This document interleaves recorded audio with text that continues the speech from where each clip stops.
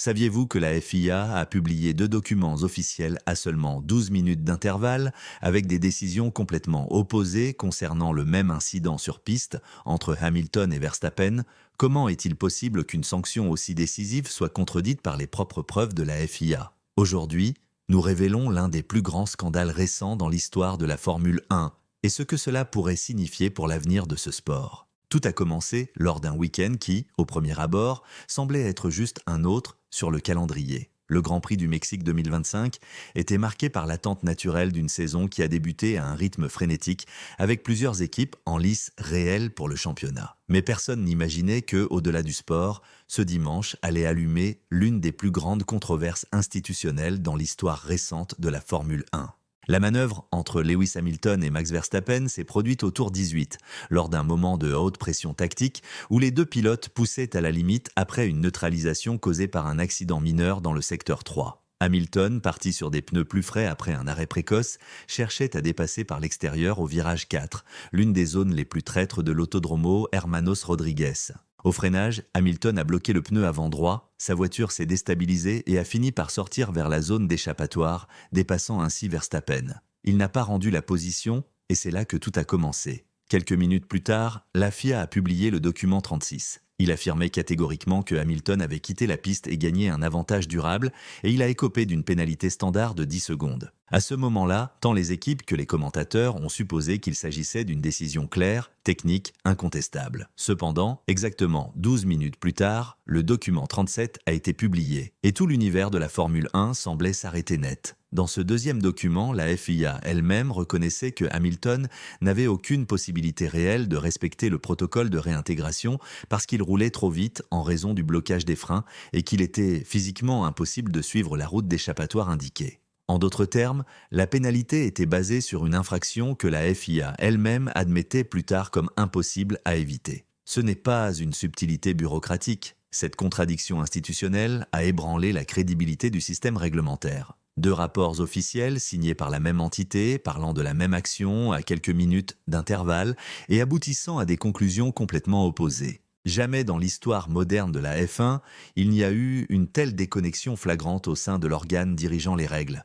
Et ce n'était pas n'importe quelle manœuvre entre deux pilotes ordinaires. Nous parlons de Lewis Hamilton et Max Verstappen. Deux titans avec un historique d'accrochage, de friction et de chapitres qui ont défini des saisons entières. Quand une action entre eux est mal gérée, les répercussions sont immédiates. Mais si on ajoute une manque de coordination interne à la FIA, les dommages sont multipliés par 1000. Ce type de contradiction génère un sentiment de vide juridique où ni les pilotes eux-mêmes ni les équipes ne savent avec certitude ce qui est punissable et ce qui ne l'est pas. Comment peut-on compétir aux limites si les règles sont appliquées de manière contradictoire ? Comment un pilote peut-il adapter son comportement si une décision officielle peut être renversée ou contredite par un autre document quelques minutes plus tard? Quand la contradiction entre le document 36 et le document 37 a été connue, le silence initial du paddock était mortel. C'était un type de tension qu'on ne voit pas souvent dans un environnement déjà habitué au chaos compétitif. Mais ce n'était pas juste un autre drapeau jaune, ni une simple stratégie mal exécutée. C'était une faillite institutionnelle nue aux yeux du monde. Et la première voix à briser ce silence n'était autre que celle de Frédéric Vasseur, le directeur de l'équipe Ferrari. Vasseur n'a pas seulement exprimé son malaise, il l'a fait avec une clarté inhabituelle dans un environnement où les déclarations publiques les sont souvent mesurées et diplomatiques. Depuis le mur des stands, en pleine diffusion en direct, Vasseur a décrit la sanction de Hamilton comme très sévère.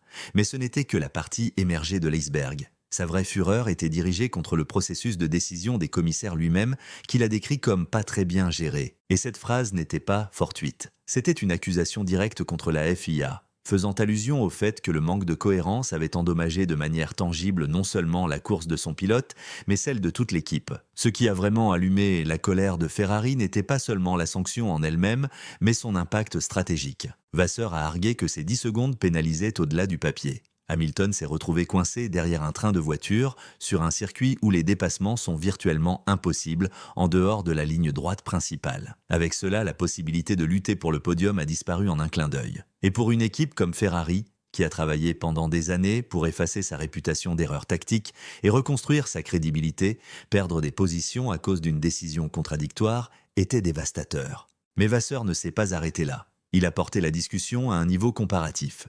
Il a noté que Max Verstappen avait effectué une manœuvre encore plus extrême dans ce même virage, coupant complètement l'herbe après une erreur de freinage et n'avait reçu aucune réprimande. Il a dit que Verstappen avait sauté la chicane sur l'herbe sur environ 100 mètres. Pourquoi l'un a-t-il été sanctionné et pas l'autre? L'implication était évidente. L'application du règlement avait été sélective. Et dans la Formule 1 moderne, c'est de la dynamite pure. Le cas a même généré des divisions internes. Certains membres de l'équipe Red Bull ont évité de faire des commentaires publics, conscients que la manœuvre de Verstappen était aussi sous examen. Mais en privé, des sources proches de l'équipe ont admis être surprises par l'absence de sanctions. Parce que si Verstappen n'a pas été pénalisé pour une coupe aussi évidente, quel est alors le critère exact qui régit les décisions sur piste? À ce stade, la FIA ne perdait pas seulement la confiance des équipes, mais aussi le récit public. La perception dans les médias, les réseaux sociaux et les forums spécialisés était unanime. Quelque chose pourrissait dans le processus des sanctions. Et le plus alarmant, c'est que ce n'était pas un problème d'interprétation technique. C'était une faillite institutionnelle documentée en temps réel avec des fichiers officiels en main. Au cours des heures suivantes, l'atmosphère est devenue presque politique. La Scuderia Ferrari, traditionnellement une voix forte dans les débats réglementaires, a commencé à mobiliser d'autres équipes pour exiger de la transparence. Une réunion extraordinaire a été demandée avec les commissaires sportifs et les représentants de la FIA pour expliquer comment deux documents officiels pouvaient entrer en contradiction flagrante. Mais jusqu'à présent, la fédération n'avait donné que des réponses évasives. Pour Vasseur et son équipe, cela ne pouvait pas s'arrêter là. Et pour beaucoup dans le paddock, cet incident pourrait être le déclencheur d'une révision complète du système disciplinaire en Formule 1. La question n'était plus de savoir si Hamilton méritait la sanction. La question était beaucoup plus grande. Un championnat du monde peut-il continuer sous une structure qui se trahit elle-même et applique des sanctions à sa guise? Avec le scandale déjà déclenché, l'attention s'est déplacée du drame politique au technique. Il était temps pour l'épreuve. Les émotions pouvaient être débattues. Les déclarations pouvaient être nuancées, mais les données télémétriques, elles, ne mentent pas. Et dans ce cas, elles offraient une clarté brutale sur ce qui s'était vraiment passé au virage 4 de l'Autódromo Rodrigues. C'est là que le récit officiel soutenu par le document 36 a commencé à s'effondrer sous le poids des preuves scientifiques. Ferrari, anticipant la controverse, a pris les devants et publié un rapport interne avec des fragments de la télémétrie de la SF25 de Hamilton. La première chose confirmée est que, au moment où Hamilton atteint la zone de freinage, il active le frein au point de référence habituel. Cependant, la pression de freinage sur le pneu avant droit génère un blocage instantané.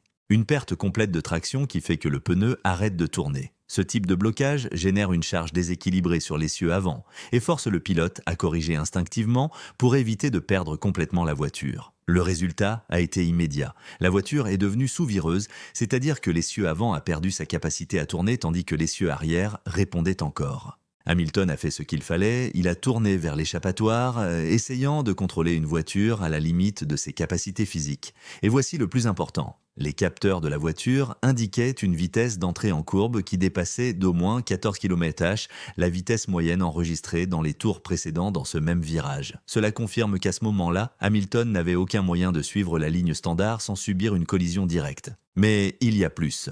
Les données GPS comparées entre la voiture de Hamilton et celle de Verstappen montrent qu'après avoir rejoint la piste, le pilote Ferrari non seulement n'a pas gagné de temps, mais il a perdu 1,3 secondes par rapport au rythme optimal du tour. L'avantage durable supposé qui justifiait la sanction n'existait tout simplement pas. D'un point de vue technique, la manœuvre n'a généré aucun gain sportif.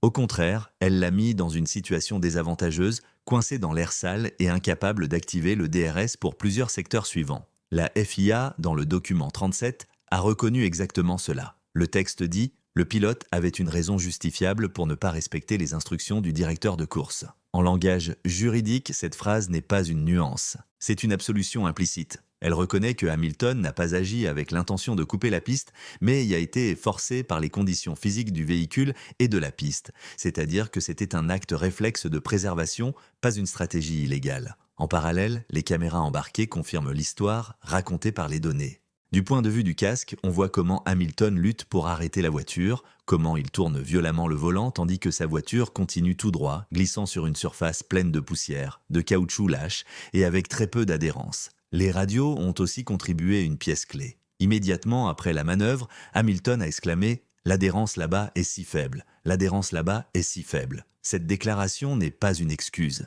C'est la confirmation émotionnelle d'un problème physique réel. La surface de l'échappatoire n'était pas en état de permettre une réintégration sûre le long de la route marquée par le directeur de course. Et voici l'un des aspects les plus inquiétants de l'affaire. Les règlements de la FIA exigent que, en cas de sortie de piste, les pilotes réintègrent en suivant une ligne de retour spécifique marquée par des cônes ou des lignes peintes. Mais dans ce cas, cette route était tracée sur une zone où le niveau d'adhérence est extrêmement faible et où une voiture arrivant à vitesse engagée n'a ni l'espace ni la traction nécessaire pour faire le virage. Exiger qu'un pilote dans cette condition respecte cette route revient simplement à ignorer la physique de base du sport automobile. Donc, la question est, pourquoi le document 36 a-t-il ignoré toutes ces informations ? Pourquoi une pénalité standard de 10 secondes a-t-elle été appliquée sans considérer les données télémétriques, la vitesse ou les conditions de piste ? La réponse pointe vers un mal endémique dans l'automatisation des décisions des commissaires. Au lieu d'évaluer le contexte, on applique la sanction du manuel sans nuance, sans interprétation, sans justice. Parce que si les données montrent qu'il n'y avait pas d'intention, qu'il n'y avait pas de gain et qu'il n'y avait pas d'alternative, à quoi sert la pénalité ? Quel message envoie-t-on aux pilotes plus jeunes qui apprennent où sont les limites ? Ce qui aurait dû être une manœuvre intense typique du haut niveau compétitif de la F1 a fini par devenir le symbole d'un système qui échoue dans sa mission principale, garantir la justice sportive.